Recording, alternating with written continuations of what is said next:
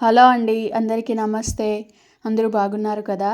ఉగాది పండక్కి మేమైతే ఇంట్లో పూజ చేయడంతో పాటు, మా కుటుంబ సభ్యులు చనిపోయిన మా పెద్దల సమాధుల దగ్గరికి వెళ్ళి పూజ కూడా చేస్తామనమాట.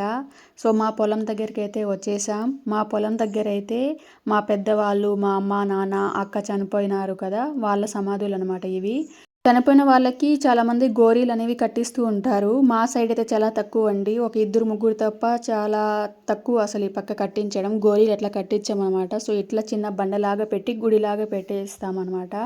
సో, మా ఇంట్లో అయితే ఇప్పటి వరకు 7 మంది చనిపోయారనమాట. చనిపోయిన వాళ్ళకి చాలామంది ఉగాదికి మా సైడు బట్టలు కూడా పెడతాము.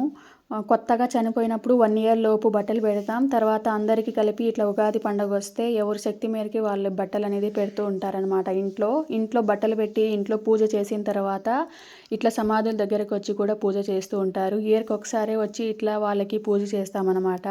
ఇక ఈ ఫస్ట్ సమాధి చూస్తున్నారు కదా! ఇది మా తాత ఉన్నారు కదా! వాళ్ళ నాన్నది. అంటే మా నాన్న వాళ్ళ తాతదనమాట ఇది. ఫస్ట్ సమాధి అయితే. తర్వాత మా జేజీదనమాట ఇది. మా జేజీ అంటే మా నాన్న వాళ్ళ అవ్వ. మా నాన్న వాళ్ళ నాన్న వాళ్ళ అమ్మ అనమాట. తర్వాత నేను పుట్టక ముందే మా తాత అయితే చనిపోయారంటే మా జేజీ వాళ్ళ భర్త అయితే చనిపోయున్నారు. తర్వాత మా జేజీ అయితే ఉన్నారు. నన్ను కాలిపోయిన తర్వాత మా అమ్మ, నాన్న చనిపోయిన తర్వాత మా జేజీనే నన్ను చూసుకున్నారు కొంతకాలం. తర్వాత ఇది మా తాతది. అంటే మా నాన్న వాళ్ళ నాన్నదనమాట. నాన్న వాళ్ళ నాన్నది. ఆయన కూడా నేను పుట్టక ముందే మా నాన్న వాళ్ళ పెళ్ళి కాకముందే చనిపోయారు. తర్వాత మా అవ్వదనమాట. నన్ను పెంచారు కదా! కోవిడ్ నుంచి వచ్చి మా నాన్న వాళ్ళు చనిపోయిన తర్వాత ఆమెది.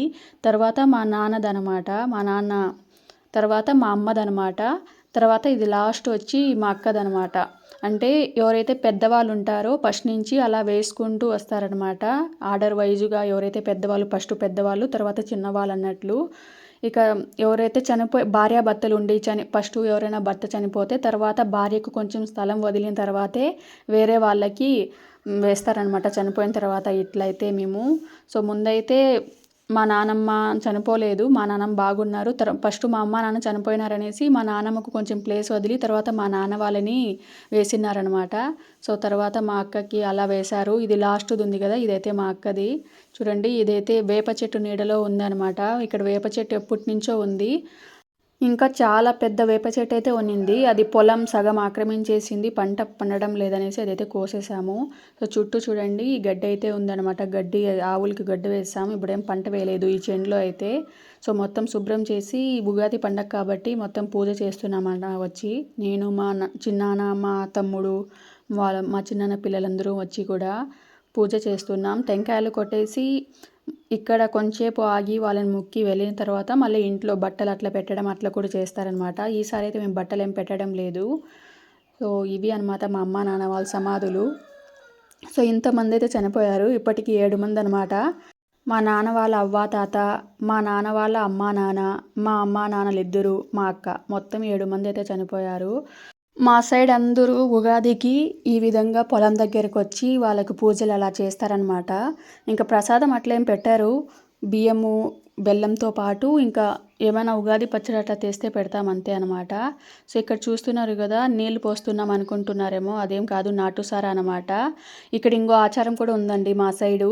ఎవరికైతే ఇష్టంగా బీడీ, సిగరెటు, మందు తాగడం అలవాటు అట్లా ఉంటే ఖచ్చితంగా వాళ్ళకి బీడీ, సిగరెట్ పెట్టడంతో పాటు నాటు సారా గానీ, ఇలాంటి మందు గానీ అట్లాంటివి పెడతారనమాట. చూస్తున్నారు కదా! ఇక్కడ బీడీ కూడా కాలుస్తున్నారు. చనిపోయిన తర్వాత కూడా వాళ్ళకి ఇష్టమైనవి పెట్టాలి.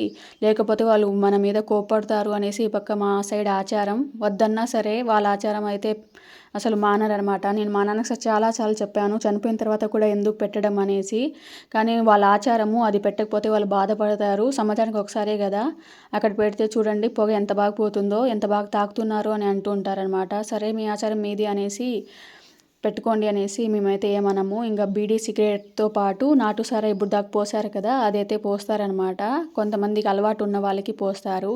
ఎవరికి ఏ అలవాటు ఉంటే అవి పెడతామనమాట. అది కూడా ఒక ఆచారము. సో, టెంకాయలైతే పగలగొట్టేసాం. పసుపు, కుంకుమ పెట్టి, పూలు పెట్టి, దీపం కూడా పెట్టి, టెంకాయ కూడా పగలగొట్టామనమాట.